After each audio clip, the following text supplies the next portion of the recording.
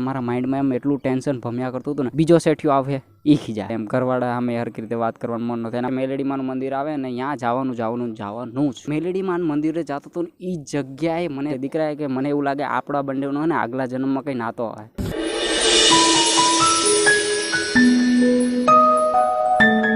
તો કેમ છો વાલાઓ મોજમાં? તો સ્વાગત છે તમારું એક સાઈડ દુઃખદ અને પ્લસ હેપીનેસ વિડીયોમાં. તો ભાઈ દુઃખદ અને હેપીનેસ એટલા માટે કારણ કે આજે મારી હાથે જે અમુક વસ્તુ થઈ છે ને ભાઈ સાહેબ અલગ જ લેવલની, જે મેં વિચાર્યું હતું એના કરતાં વિપરીત જ. તમને પહેલાં કહી દઉં તો થોડીક વાર પહેલાં જો કલાકો પહેલાં હું જોવા જાય તો મારું મૂડ આમને એકદમ આમ મોડું જોવા જેવું હતું, એકદમ ટેન્શન જેવું ને એટલું નાનું અમથું થઈ ગયું હતું. તો તમને કહું તો અત્યારે જ હું નાઇટમાંથી આવ્યો છું, જો પાછળ એકદમ ફૂલમ ઝાકળ જેવું હોય, બહુ ઠંડી જેવું છે. તો હું નાઇટમાં હતો તો એમાં એવું થયું કે મારા શેઠિયાએ મને કીધું હતું કે નાઇટમાં છે ને ડિઝાઇન ચેન્જ કરવાની છે, પછી એના સિવાય સ્પેશિયલ જરી ચેન્જ કરવાની છે.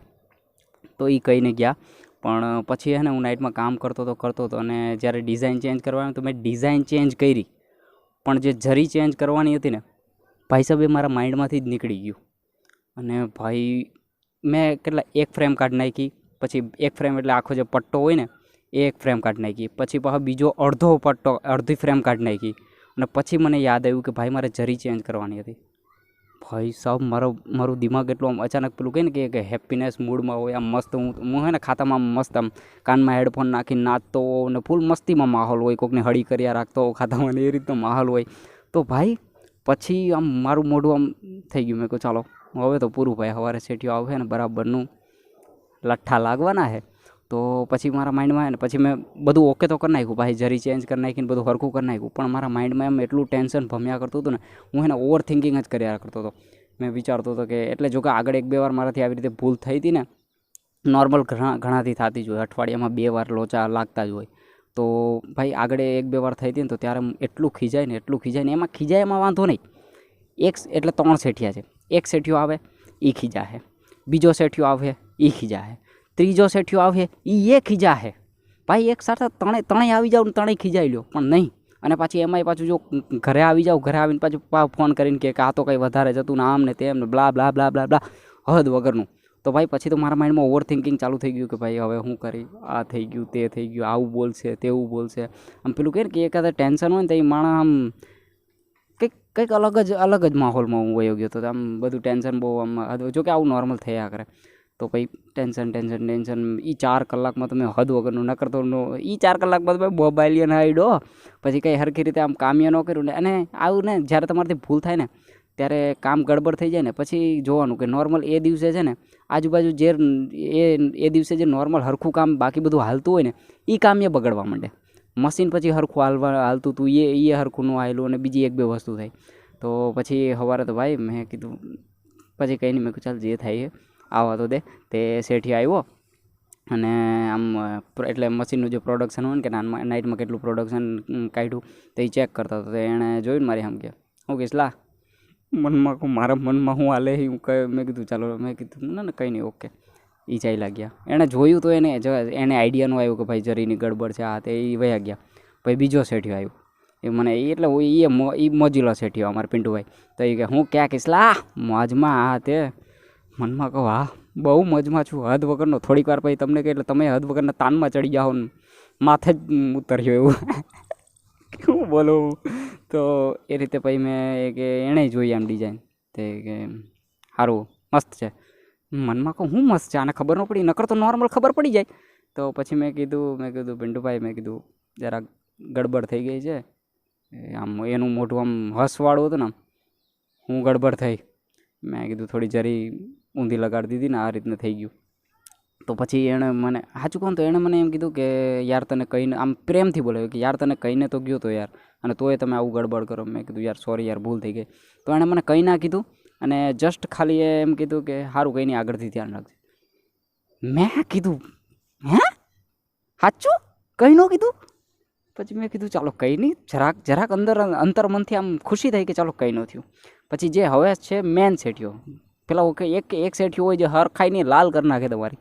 પછી એ 15 મિનિટ પછી આવ્યા. પછી મેં કીધું જો, મેં કીધું એમને કયા વગર વયો જાય તો શું કહેવાય ઘરે આવે ને તો ખાતેથી ફોન આવીએ ને ફોન પછી ઘરે આવ્યા પછી ફોન આવી જાય ને એટલે આ મૂડ મરી જાય એમ, ઘરવાળા સામે હરખી રીતે વાત કરવાનું મન ન થાય, આમ અચાનક અલગ જ થઈ જાય.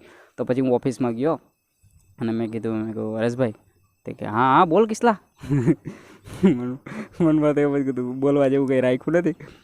જો કે એટલી બધી કંઈ મોટી ભૂલ નહોતી હો. આ તો હું તમને મને ત્યારે જે ફીલ થતું હતું ને એ તમને કહું. તો એણે પછી મેં કીધું જરાક નાઇટમાં મેં લોચો મારી દીધો. તે કે હું લોચો માર્યો? મેં કીધું જરાક ઓલી જરી ચેન્જ કરવાની હતી ને તો 1.5 ફ્રેમમાં નહીં થઈ. મેં કીધું મેં કીધું ભૂલ થઈ ગઈ, આઈ એમ સોરી ના તે હો. મેં કહું સોરી. મેં કીધું હવેથી મેં કીધું ભૂલ નહીં થાય, આગળથી ધ્યાન રાખો, માફ કરી દેજો. કે સારું વાંધો નહીં કે થયા કરે.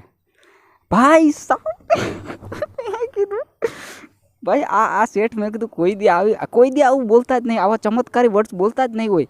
કારણ કે મને ખબર મને કેટલો ગગલાઈ હોય આગળ ભૂલ કરી હોય ત્યારે. કે સારું કંઈ વાંધો નહીં, થયા કરે, વાંધો નહીં, હાલ છે.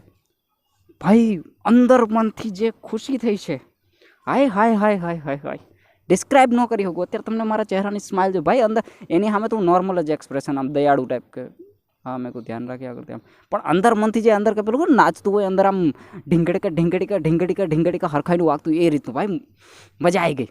પછી મેં કીધું અને એનું કારણ છે જો હું તમને કહું કે હું હે ને રોજ જે સવારે 7 વાગે છે ને હનુમાન ચાલીસા સાંભળું. જો તમને મારા પ્લે લિસ્ટમાં બતાવું, જોઈ લો, આમાં તમને દેખાતું હોય તો નીચે પ્લેમાં શ્રી હનુમાન ચાલીસા. તો ભાઈ રોજે 7 વાગે હું હનુમાન ચાલીસા મારા મનમાં thank you Hanumanji, thank you Hanumanji, હાય કંઈ ખુશી થતી હતી. મેં કીધું વાહ આ એક ગુડ ઇન્સિડન્ટ થયો અત્યારે, દુઃખદ પ્લસ થોડોક હેપીનેસવાળો. અને હવે પછી પાછું તમને કહું તો પછી પાછું હું બાઇક લઈને નીકળો તો એમાં એક દાદીમાં મળ્યા. એ દાદીમાં વિશે પહેલાં તમને સ્ટોરી કહું તો આજથી 1.5-2 વર્ષ પહેલાં એકવાર મારી શું કહેવાય રાતે જ્યારે મારે એડિટિંગને કરવાનું હોય ને તો સાંજે હું અત્યારે જે ધાબા પર છું ને અત્યારે શૂટ કરું છું, ત્યાં આવીને 5 વાગે ઉઠી જાઉં અને એડિટિંગ કરીને 6:30-7 વાગ્યા સુધી એડિટિંગ કમ્પ્લીટ થઈ જાય. તો એદી મારું એડિટિંગ કમ્પ્લીટ 1.5 વર્ષ પહેલાંની એદી એડિટિંગ કમ્પ્લીટ થઈ ગયું. તો હું 4 રસ્તા એમને આટો મારવા નીકળી ગયો.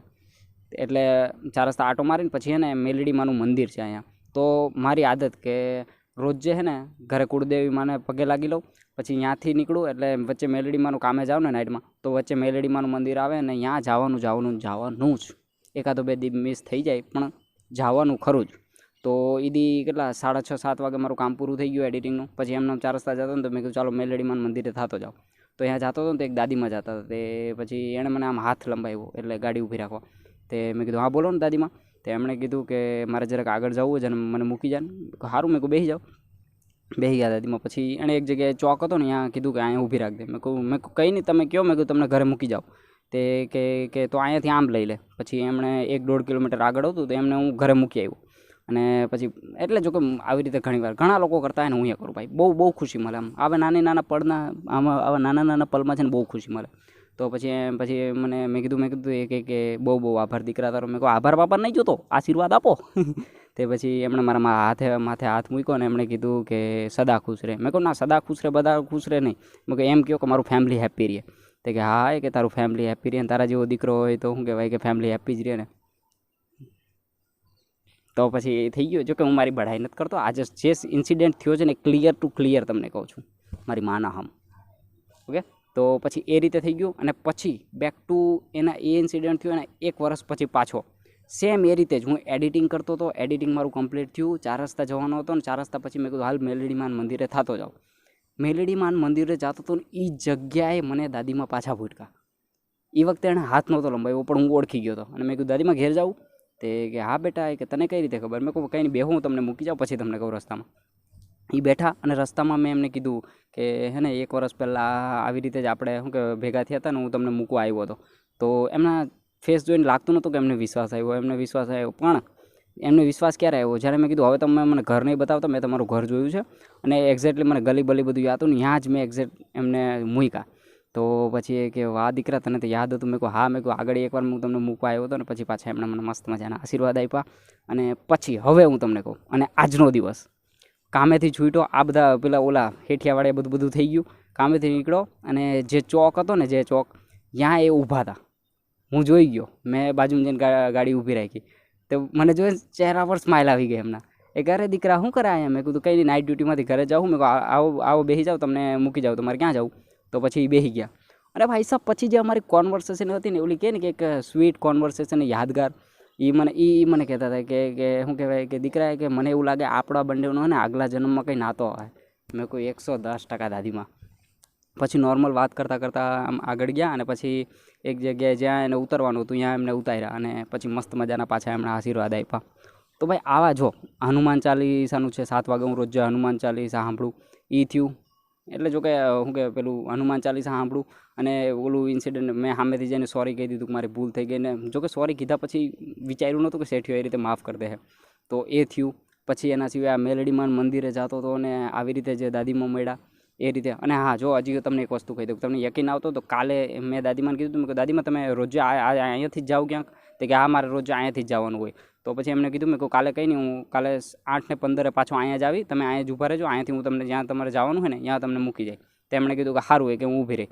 તો આના પછીનો ફૂટેજ હું એ નાખી, જો કાલે મને એ ભેગા થાય તો કાલે કે પરમથી જ્યારે પણ ભેગા થાય ને ત્યારે હું એ આવતા હે ને એનો વિડીયો શૂટ કરી લઈને તમને દેખાડી કે ભાઈ ધીસ ઇઝ સાચું છે, સાચું છે. The next day. ભાઈ હું દાદીમાની વાટ જોવું પણ હજી સુધી આવ્યા નથી. નકર કાલે છે ને મને અહીંયા જ ભેગા થયા હતા જો અહીંયા. પણ આજે હજી સુધી આવ્યા નહીં. હવે થોડીક વાર વાટ જોઉં, જો આવી જાય તો ભાઈ ભેગા લઈ જાય, બાકી નીકળી જાય ઘરે. એ પછી ઓલમોસ્ટ મેં અડધી કલાક સુધી એમની રાહ જોઈ હશે પણ દાદીમાં ન આવ્યા. અને એવી રીતે જ સેમ બીજા દિવસે હું પાછો એ જ જગ્યાએ ગયો અને અડધી કલાકથી કલાક વેઇટ કર્યો પણ ત્યારેય દાદીમાં ન આવ્યા. અને એના પછીના દિવસે મારે ગામડે જવાનું થયું લગ્નમાં. અને એમ પણ અચાનક જ મળ્યા હતા ને, તો પાછા ક્યારેક અમે અચાનક આવી રીતે મળીએ તો હું તમને પાક્કું કહીશ. તો ભાઈ આવા એક શું કહેવા જેવું છે પણ આમ અલગ આવા ઇન્સિડન્ટ, જો કે આવા મારી લાઈફમાં ને ઘણા બધા ઇન્સિડન્ટ થયા. મેં કોઈ શેર નથી કર્યા, આ પહેલી વાર આવી રીતે તમારી સાથે શેર કરું છું. ઘણા એટલે ઘણા આમ ટ્રાવેલમાં એ ઘણા થયા છે અને એવી રીતે થયા છે. તો ભાઈ આજનો દિવસ એમ પેલું કે ને પહેલાં થોડુંક દુઃખ હતું, પછી ટેન્શન હતું, પછી હદ વગરનું ટેન્શન હતું, પછી થોડીક ખુશી મળી, પછી એનાથી થોડીક વધારે ખુશી મળી અને પછી આમ વરસ જૂના કે દાદીમાં ભેગા થયા અને પછી દાદીમાં મસ્ત વાત થઈ. હાય હાય હાય અત્યારે જે મને ફીલ થાય છે ને, હાય હાય. અને આજે મારો મૂવી જોવા જવાનો પ્લાન હતો. જો કે હું જાય કે નહીં જાય કંઈ ખબર નહીં, પણ ભાઈ હાય હાય આજે મને કંઈક અલગ જ આમ અંદરથી કંઈક અંતરાત્મા તૃપ્ત થઈ ગયું ને એવું લાગે છે. તો બસ આ જ ઇન્સિડન્ટ હતો ને આવો સ્ટોરી ટેલિંગ એટલે હજી આવી ઘણી બધી જે મારી લાઈફની સ્ટોરી છે એ તમે જો સાંભળવા માંગતા હો, જોવા માંગતા હો તો કમેન્ટ બોક્સમાં કમેન્ટ કરી નાખજો કે આવું તારી સાથે બીજું કંઈ થયું હોય તો એનોય તું વિડીયો બનાવતો, હું એનોય વિડીયો બનાવી. બાકી તો મળીએ હવે નવો વિડીયોમાં. અને ભાઈ મોજ કરો મોજ. હાય હાય હાય આજે તો જો તમારા ભાઈની સ્માઇલ કિલ્લર.